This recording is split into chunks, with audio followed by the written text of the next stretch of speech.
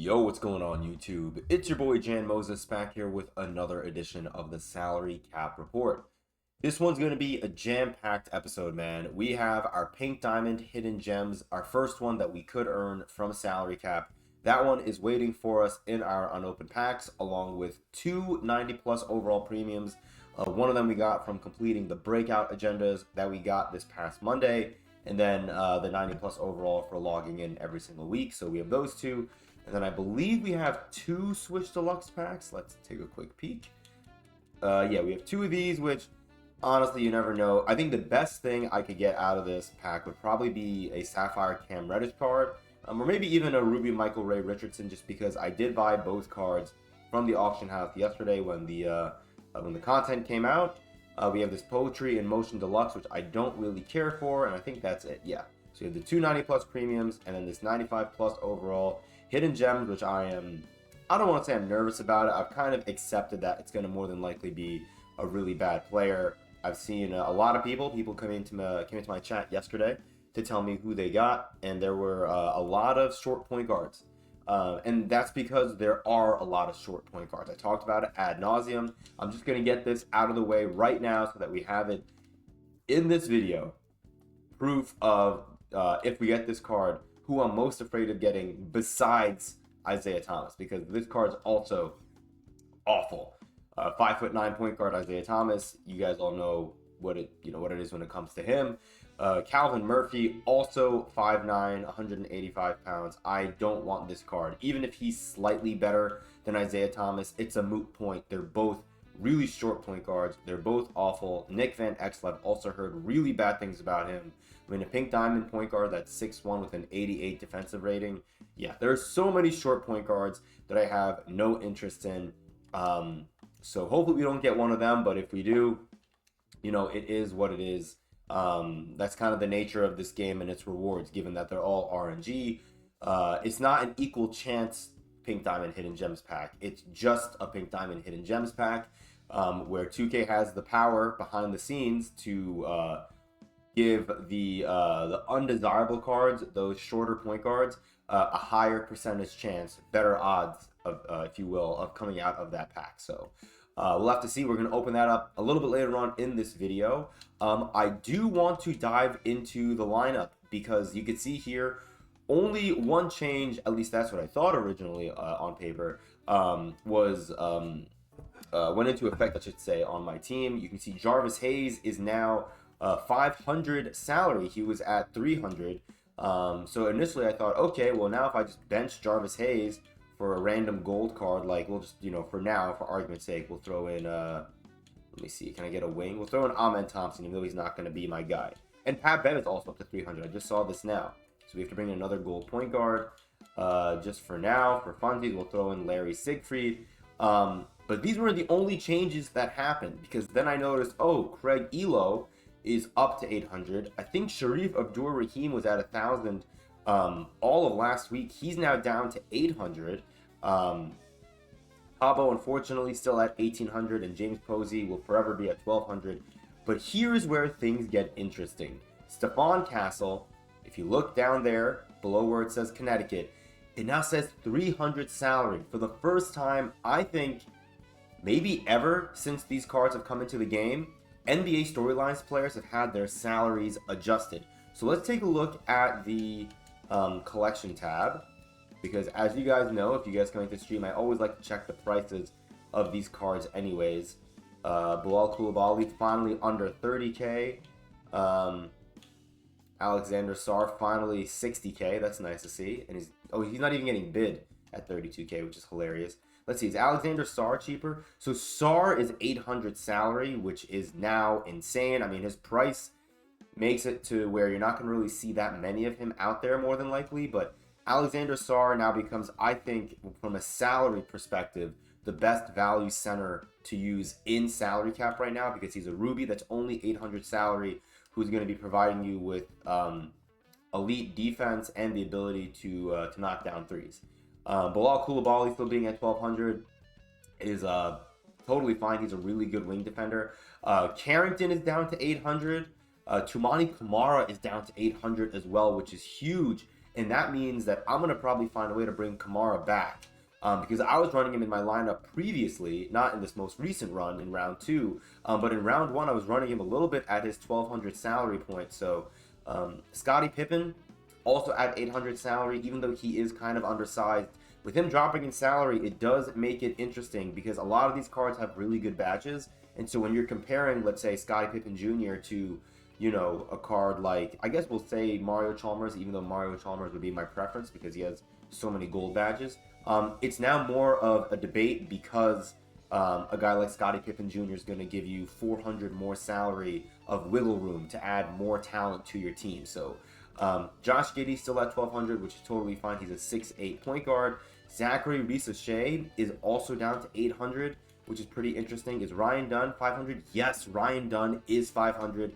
That's also very interesting to me because Ryan Dunn is one of the better Sapphire wing defenders. Keyshawn George, another really good card. That's kind of a jack of all trades. He's also at 500. And then most importantly, my GOAT, Deuce McBride, down to 300 salary. I'm going to try to find a way to put him into my lineup if I can, but, you know, we're going to see. There's so many changes, and we have so much that we have to do in the rest of this video that I'm not going to dive into the lineup and try to make changes now. But one other thing I want to point out to you guys is we have seen other players, like these other high-end players, change in salary, and the one that is by far the most interesting to me is Karl Anthony Towns now being 2,500 in salary. So I could feasibly do something like this where I bench Ayton if I wanted to bring in Karl Towns, and then I could bench D'Angelo Russell to bring in Terry Porter, because unfortunately Brandon Jennings went up from 2,000 salary to 4,000 salary. So I could bring in Terry Porter, but part of me wants to bring in Mario Chalmers here and then see how I can enhance the lineup.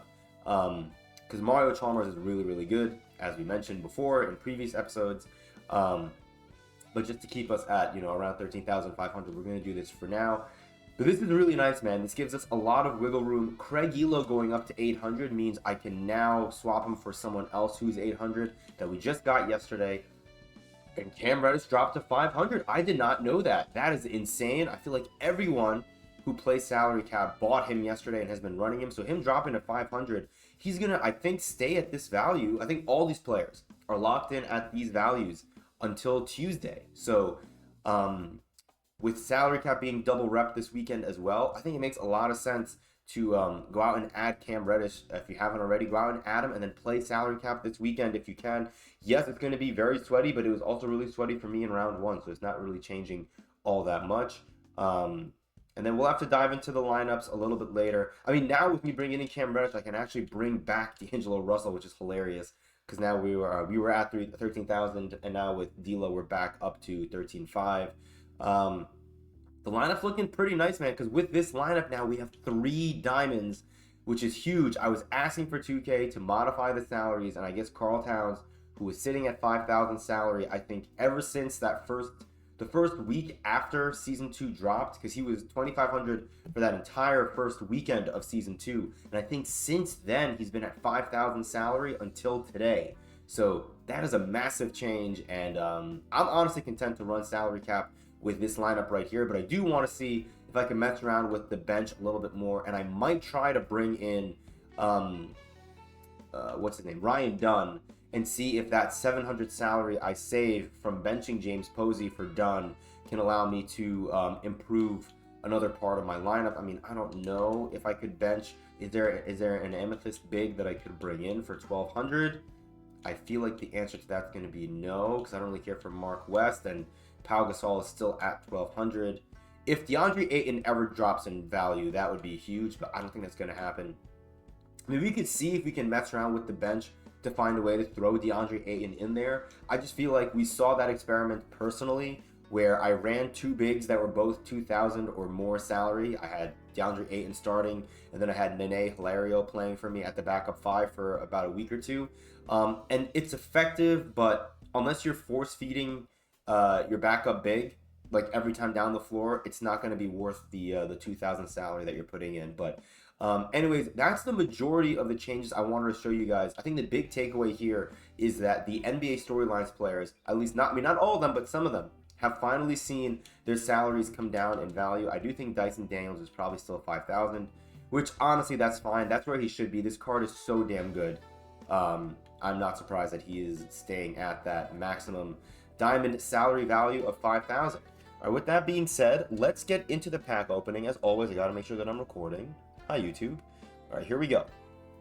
So, let's start with these Swish Deluxe packs. Actually, we'll do Poetry Emotion Deluxe. If I had to guess, we're gonna get Jarvis Hayes. Let's see if I'm correct. Oh, it's a Ruby. Do we have a Ruby from this set? I don't have Andrea Bargnani. That is very interesting. Because that's a player that I could bring in place of Channing Frye. Huh. You know what's funny? I have a very sneaky suspicion that Andrea Bargnani is going to be the most valuable card that we pull today. I would not be shocked if I get nothing of value out of those 90 plus premiums, and then I get a short point guard out of my 95 plus Hidden Gems card, or Hidden Gems pack. Can you guys tell I have not had my coffee yet? All right, 2 Switch Deluxes. Let's get these ones out of the way. Can this be Cam Reddish? It is Cam Reddish. That is huge. That's the best pull we could have gotten. So I lied about Andrea Bargnani. We already got a better value pick. We're going to swap this Cam Reddish with the one that I have in my collection and send this one to my auctions. We will sell him later on next week. All right, another Switch Deluxe. Can this one be Michael Ray Richardson? Because if it is, then the 2 cards that I bought from the Switch promo, which is not going to be, I could have sold them both, but I'm happy to sell the Cam Reddish. I actually have 2 Cam Reddishes that I bought. So who's this going to be? Hubert Davis. So we get the 1 Knicks player, which I'm okay with from that set. So not too bad for our first 2 deluxe Switch packs. All right, here we go, man. 90 plus overall premium. Let's take a quick break to see, can we get the Knicks NBA Cup court out of this? If not, I have a couple of the domination packs I could open up to get that Knicks court from. We get the Hornets floor. I got the Raptors floor. The Raptors floor looks really, really nice. So there are some nice looking floors. The Knicks floor is ironically one of the uglier floors. That orange is quite the eyesore. The entire court is orange basically. If you guys haven't seen it, it's really ugly. All right, here we go. 90 plus premium pack number 1. We have 2 of these. We have 2 opportunities to get Gems of the Game, Anthony Davis. 2K. Make it happen, please. Let's see what we get. Okay, so this is not going to be AD. 87 3-pointer. Who is this? A shooting guard from the Cavs? We get Bingo Smith. Okay. I don't have him. We can see what he looks like.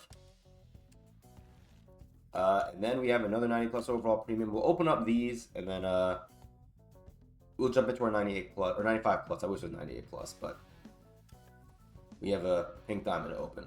Here we go. 90 plus overall premium number 2. Can this be from the Western Conference? Nope. 80 pass vision. I don't know who this could be. It's probably point guard. Yep. This is Eric Money, who we already have, so that is a little unfortunate. I don't think the one that I have is sellable. He's also unsellable, so we'll just get 800 MT from that, which isn't the worst thing in the world. Yeah, we're not. What is that exchange? I'm going to put in 10 Amethyst for an 87 plus overall Gems of the Game? Hell no. All right. Here we go, man. 95 plus overall Hidden Gems. Let's just see what we get. I mean, I'm going in with, I don't want to say no expectations because my expectations are bad expectations. If you guys have been in stream, you guys know exactly what I'm worried about getting. You know the trope of card that I'm worried about getting, just because I feel like there are so many of these, you know, players that I don't want to talk about right now in the Hidden Gems collection, and I feel like all those players have the highest odds of being pulled out of any other player or any other kind of player in this set. Here we go. Let's flip it and see. Eastern Conference. This is going to be a point guard. 88-3. Who is this? It's a small forward. Who is this? We get Cliff Hagan. I don't know how to feel about a Cliff Hagan. It's not a point guard, so I'm not as upset as I could have been. Let's take a look at what Cliff Hagan looks like. 29 badges, 22 gold, 7 Hall of Famers. He has Hall of Fame on-ball menace, which is honestly amazing, so I'm already really happy with this card. Hall of Fame Deadeye, Hall of Fame Glove, Hall of Fame on-ball menace, gold limitless range. 88-3, 94 mid-range. How tall is he? 6'4" at the shooting guard position is a little bad. Yeah, that's not great. 80 driving dunk, 92 perimeter, 82 interior, 89 speed. You know what? I'm not as upset as I would have been had I had gotten a whatchamacallit? A short point guard. Could I have done better with this card? Absolutely. I would have loved to have gotten like a 6'7" wing, you know. But I will be okay with a Cliff Hagan. Let me also look at Bingo Smith, because we did get a Bingo. Oops, Amethyst, right here. So Bingo Smith is at 2,000 salary, 2 Hall of Famers, but one of them is Shifty Shooter, which isn't bad. 87-3, 95 midi, not the best defensively. My God, 81 speed. Okay, this card is absolute butt cheeks. Let's go into shoot around real quick and see what Cliff Hagan's jumper looks like. And then let me know down below in the chat what you guys think about this this pink diamond pull. Do you think Cliff Hagan is a W, an N, an L? Because remember, when you're grading these cards, you have to kind of grade on a curve, as he has no hot zones at the 3-point line, but every hot zone under the sun inside the 3-point arc. Oh, that jumper's nice. Yeah, okay, I like the jumper. You know, again, 6'4" is not ideal for my shooting guard, but you know what is ideal is on-ball menace, and I feel like this card could be sneaky good. Okay, I never green this much with a card. Yeah, this card's the best card in the game. Wait, hold on. What am I shooting on, though? I was on difficulty base for, what's it called? Breakout. Let's go to normal risk and see. Will I still green? Yeah, okay, cool. Yeah, I mean, I like it. His jumper's really smooth. I've yet to not green with him. Right, rhythm shot? Okay, rhythm shot is not as good. Slightly slow. Okay, still slightly slow, because yeah, we'll just stick to the button. No, this card seems pretty fun, man. He seems like a fun card. Again, only 6'4" is not great, but everything else about him I really like. And I feel like 6'4", he could have been shorter at the shooting guard position. I love that I'm not missing with him. That's really, really nice. So yeah, let me know down below. Again, I feel like for me, this is a W. I just didn't want a short point guard. I didn't want Calvin Murphy. I didn't want Isaiah Thomas. I didn't want Nick Van Exel. There's so many cards who I could have gotten and would have been absolutely awful.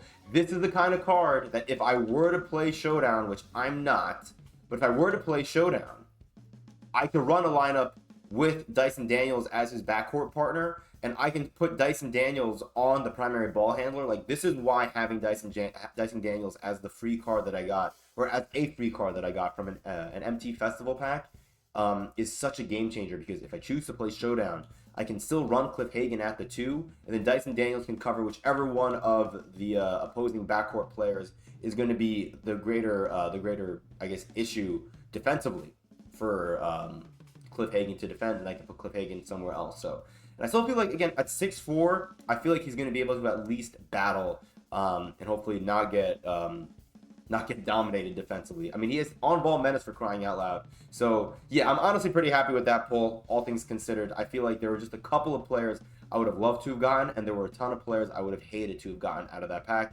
So, yeah, I'll definitely take a Cliff Hagan.